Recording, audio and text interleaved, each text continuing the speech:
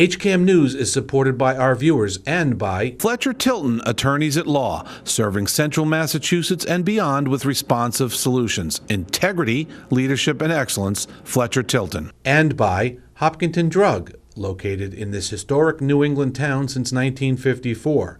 They are a multifaceted store dedicated to providing clients with an array of healthcare options. And by Webster First Federal Credit Union. Webster First is a credit union, not a bank, which means that our focus is on our members, not shareholders. At Webster First, you're not just another customer, you're a member.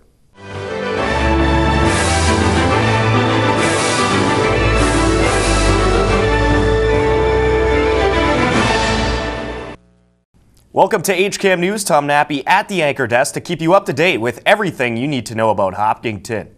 I would like to wish everyone a very happy new year.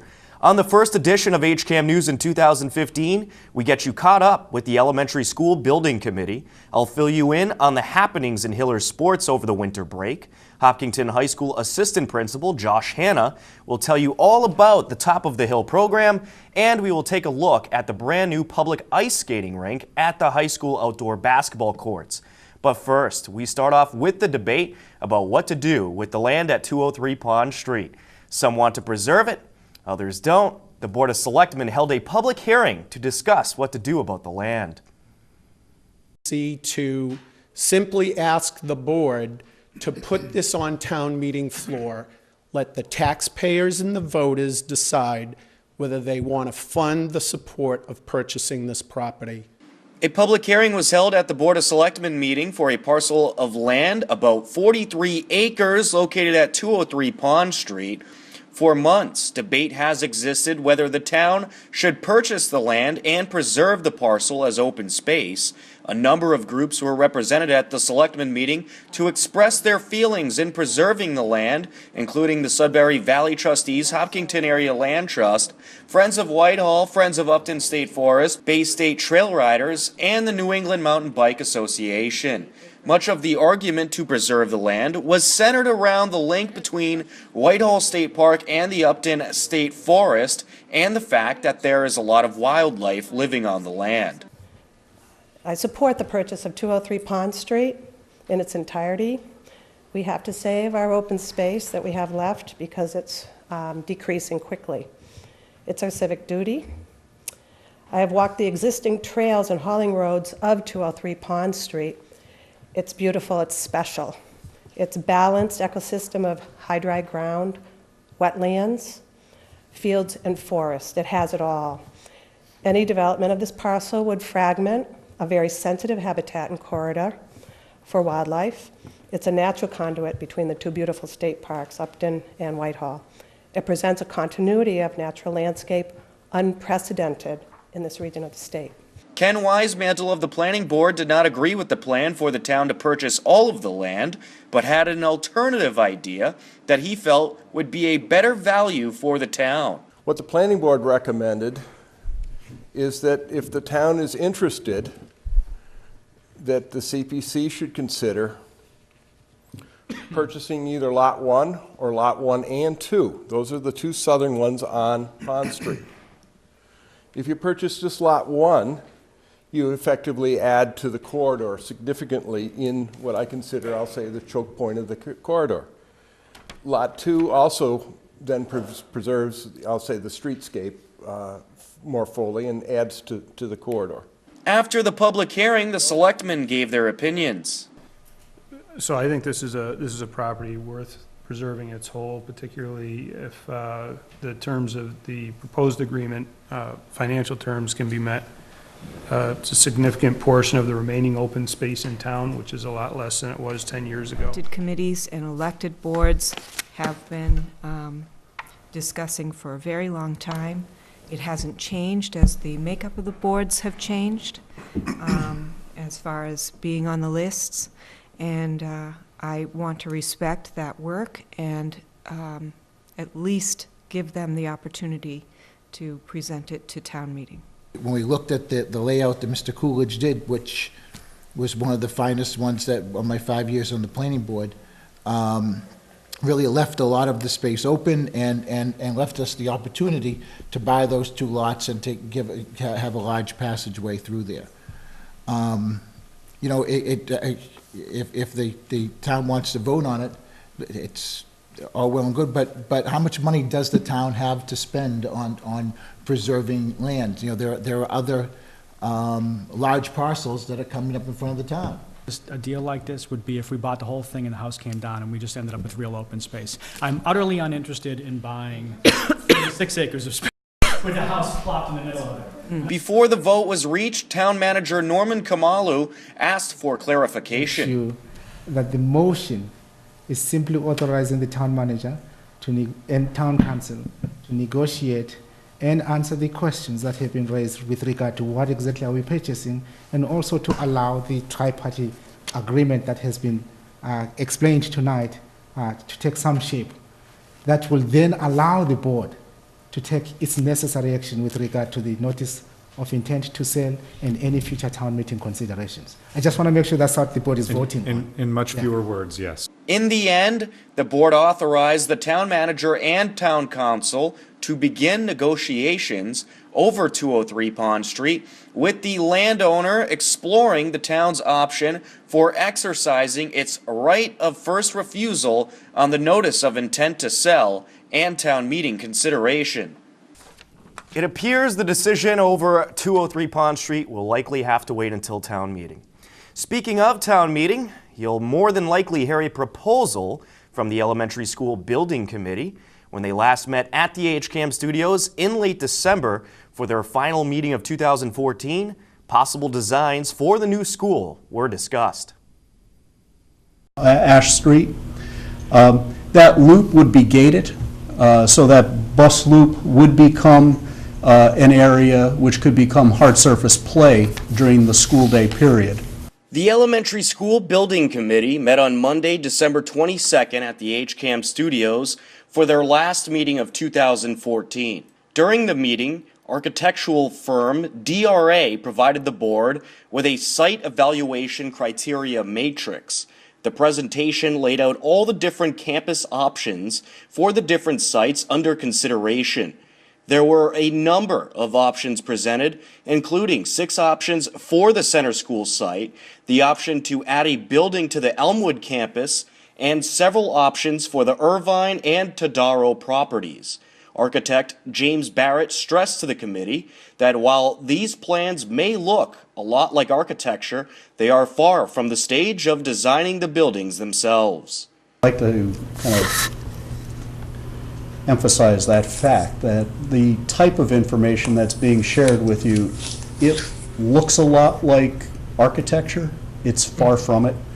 What we're really doing at this juncture, it's test fit analysis. It's the ability of these sites to hold and contain that building footprint program as a test at this juncture. And as was noted before, we're not finalized yet on full size of the existing facility, but we're making an attempt here to do an evaluative assessment based on what we know to date.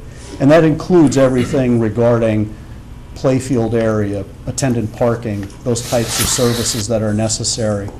So for everybody here and everybody watching at home, I definitely would like to stress that fact that these are not fully developed and refined architectural plans by any stretch. Chair Joe Markey emphasized that right now is the planning process to come up with a final plan to present at the 2015 town meeting. Things have gone, it's taken us 18 months to get to where we are now, but in the next month, we will be doing a lot of critical evaluation and decision-making on site alternatives. And I remember 3 years ago, more than 3 years ago now at town meeting, a lot of people said, gosh, I wish there were options presented. Well, when you get to town meeting, there won't be options presented, because by the time we get to town meeting, we'll already have selected a site that we're proposing and you vote on. So the time to evaluate the alternatives and the options is now, before we make that decision on what the preferred alternative is. So please, we'll give you some information on how you can get more informed on what these alternatives are and participate in that decision-making process between now and the end of January. You can see all the ESBC meetings live right here at HCAM. Hopkinton High School Assistant Principal Josh Hanna stopped by the HCAM studios to chat with Mike Tarosian about the Top of the Hill program. The purpose of the program is to honor Hopkinton alumni for exceptional achievements and contributions to society. Hi, I'm with Josh Hanna today from the Hopkinton High School. He's the assistant principal, and he's going to tell us all about Top of the Hill. What is Top of the Hill? Well, thanks for asking the question, Mike. Top of the Hill is a program that will do two things. One, it'll honor alumnus from Hopkinton High School who have gone on to reach the pinnacle of their chosen professions. Okay. Whether that be in different worlds of business or the arts, or perhaps it was that they were exceptional in volunteerism in their particular communities. These students, former students, will be invited back to the school to interact with our current students in an effort to hopefully inspire who we have now as students to what they may be able to become or what they can inspire to be as the years go on. So this isn't just going to be, oh, here's an award and now you're on a list. They're actually going to participate throughout the year? Yeah, they'll come in. We'll have it the week before Thanksgiving. We'll invite the recipients in for an afternoon with some lunch. We'll try to pair them up with like-minded students. Perhaps it'll be in an industry, or it'll vary year to year depending upon who ends up receiving the honor. And then that evening we'll have some form of an awards banquet sponsored by the Hopkinton Education Foundation and the Hopkinton Parent Teachers Association as a way to publicly celebrate their accomplishments and create a stronger alumni network at the high school. Oh, that's fantastic. Who came up with this idea? So it was a joint effort with the 300th anniversary group from the town of Hopkinton, the HEF, HPTA, and myself. And frankly, I took the model from Natick High School, where I've been working the last 15 years or so. They had this program very well established, dating back into the late 1960s.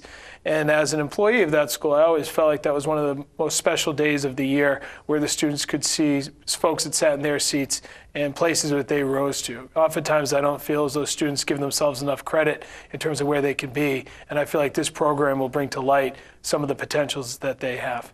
Oh, that's great. So when does this process take place? How does it work? So we just launched the nomination form through social media, and we're putting out some hard copies at the library and the senior center and such. But we're going to have a time between now and the end of April where we'll be accepting nominations. We'll then be stopping to kind of go over who was nominated in a process in June, where we pick our 4 to 5 class members, and we'll reach out to those folks during the early parts of July to make sure that they have some time in their schedule that they could participate with the program. But this will be a yearly endeavor, so we're expecting to receive a number of nominations this year, all of which won't likely be in that first class because we're trying to limit it to 4 or 5 people, sure, add keep them it to the list to manageable, keep it going. and then we'll keep it going. And obviously, as the town of Hopkinton's grown, especially in the last 20 years, we'll be able to see many more applicants as the years continue to wear on. So right now, how can somebody nominate someone?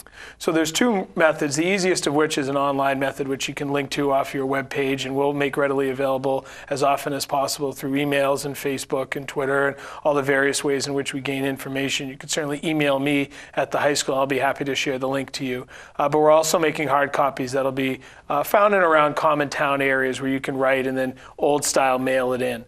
But either way, we'll be compiling the list of all the nominees, people who have done great things and are worthy of recognition at the high school. The award winners will eventually have their names put on an outstanding plaque that's being designed right now with the help of our art department head, and we're working with some local vendors to try to make it really special, prominently placed in the school, so that as you revisit and come back to the building, you'd be able to see that there, as well as the students regularly checking in and seeing where past graduates have gone. What do you think the long-term effect is going to be from this program? I guess one area that I'm excited about is showcasing the strengths of our school system. This is the foundation from which all these great people have gone on to do wonderful things. And we know we have a strong school, but this will help promote that even more.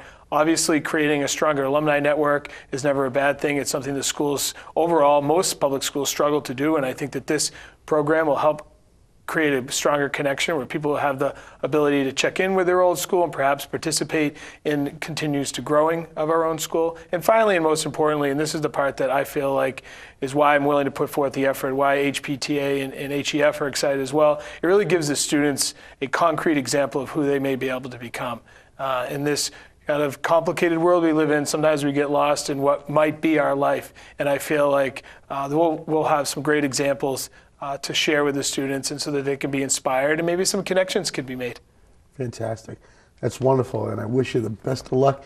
I think this program is going to take off and really go places. We're really excited about it, Mike. We know we have a great town and people have gone on to do wonderful things. We're hoping to capture them and share them out. Fantastic. Thanks for coming by again. Thanks a lot, Mike. All right. Tom, take it back to you. For more on the Top of the Hill program, check out hcam.tv/Top of the Hill. On Thursday, January 22nd, be part of a live studio audience here at HCAM.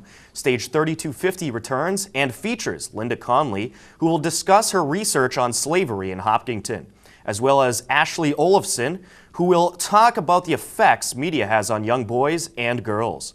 To book your seat, call 508-435-7887 or email stage@hcam.tv. A lot more coming up on HCAM News, including a look at Hiller Sports and the public ice skating rink installed at the high school. HCAM News will be right back.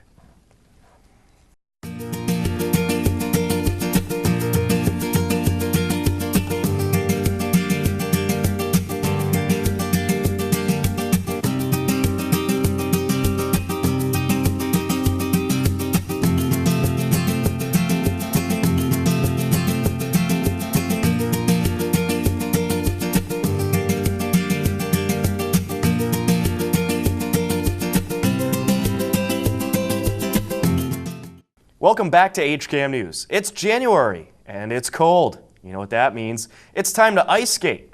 The Parks and Recreation Commission, with the help of the Fire Department, DPW, and many other organizations, brought back ice skating to Hopkinton. Chair of the Parks and Recreation Commission, Bob Dubinsky, explains. The rink idea came about through one of the folks in town. Her name is Claire Wright. And she and her husband are professional ice dancers. And she stopped me in Coelho's a couple years ago and said, "Bob, would it be a great idea to get an ice rink on the common?"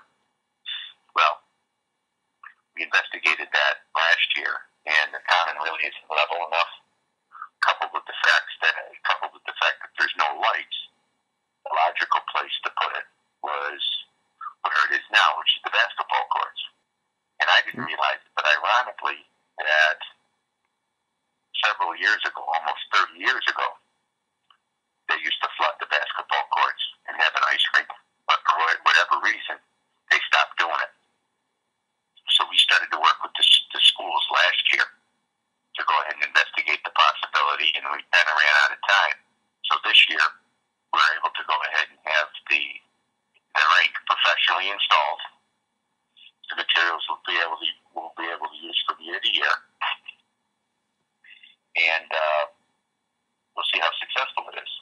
So the thought is the rink would be used after school hours from 2 to say 10 because of the lights, and it'll be free to open skate. So we're not encouraging, we're not allowing sticks and pucks for the fear that some of that play will get in the way with the free skaters. It's a park and rec project, and it's been done in conjunction with, it's kind of a nice community effort, because it's been done in conjunction with the school's building and grounds department, the water authority, and the Kitty Proctor Fire Chief to fill it, the DPW to kind of help oversee it as well. And then we've arranged for Mike Wayland, who's a long-time town resident, to kind of help maintain it when it snows. Check out our website, hcam.tv, or Facebook and Twitter pages to stay up to date with the rink, such as when it will be open or closed. A lot of students got to enjoy the holiday break with time off from school. However, many Hiller athletes had plenty of work to do on the playing fields or courts. Here is a recap of all the Hillers action throughout the break. On Friday, December 19th, the Hopkinton Lady Hillers took on the Medway Mustangs. Holly Adams contributing here. She had 6 first-half points. Caitlin West nailed this 3 to make it a 7-4 game. Michaela Pucci took advantage of this errant pass to put in the deuce. It was 25-18 heading into the second half, and the Hiller momentum continued as they would outscore Medway 18-2 in the third quarter. Holly Adams keeping her game strong on the inside, drawing the and one here, making it 31-20, and then Adams struck again. She totaled 16 points in the game.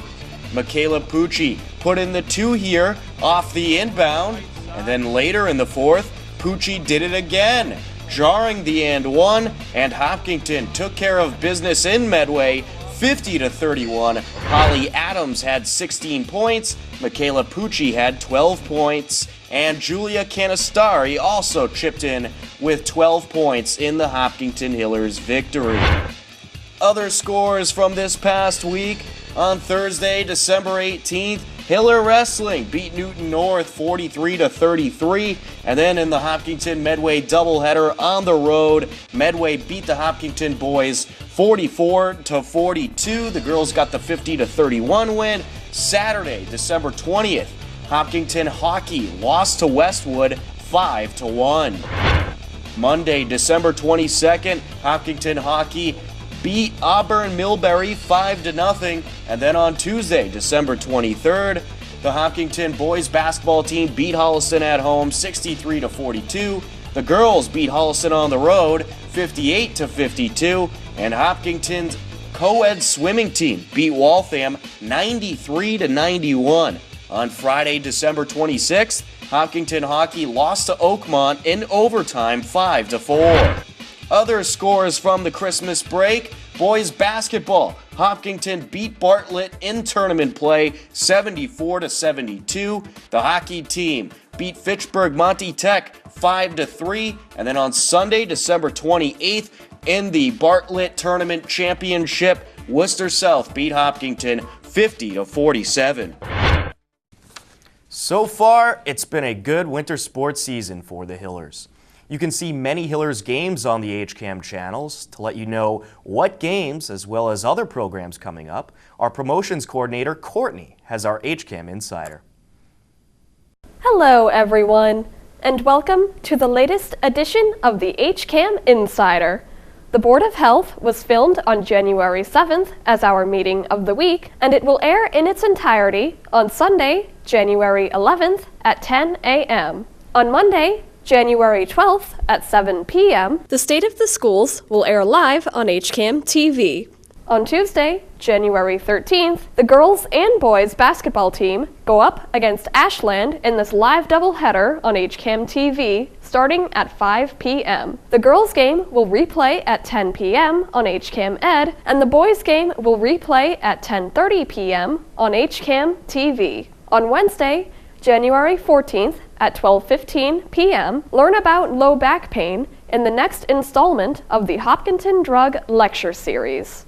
At 1:30 p.m., Evren Gundes talks about fostering leadership in young students during his Stage 3250 talk. At 8:30 p.m., Curve's owner, Cindy Shea, discusses the fitness industry and owning her own small business in Business Matters. You automatically have the coaching attached to your membership, which is great because you have the one-on-one all the time. At 9:30 p.m., listen to original music by peace activist and musician Lloyd Thayer. So I guess there's really heroes here among us. They're sorting through the big stuff way up there. And I'm glad that I am not among them. I'm just trying to do the right thing way down here. On Friday, January 16th at 10 p.m., the ice hockey team also takes on Ashland on HCAM Ed. On January 18th at 10 a.m., the Planning Board meeting from January 12th will air. Do you or a friend want to have the HCAM Insider delivered every week? If so, just send me an email at courtney@hcam.tv. Also, please pass it along to a friend and help us grow. As always, thanks for watching HCAM. Now back to you, Tom. Thank you, Courtney. That will wrap up this edition of HCAM News. Be sure to check our website, hcam.tv, or find us on Facebook to stay up to date with everything Hopkinton, including local events coming up. If you have a Hopkinton-related video, photo, or story idea, send it to me at news@hcam.tv. With your help, we'll cover even more of our community.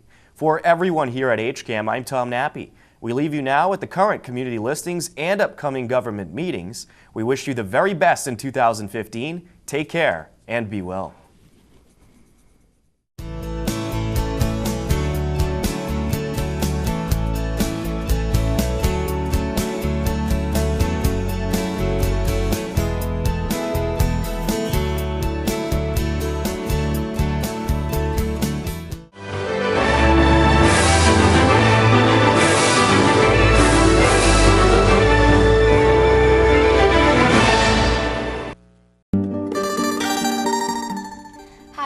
Cheerleaders, and we're hosting a pasta dinner on Thursday, January 15th. It's going to be held at the Woodville Rod and Gun Club in Hopkinton from 5:30 to 7:30. It is $10 for adults, $5 for children under 12 and seniors, and $35 for a family. Please support our trip to nationals and Go Hillers!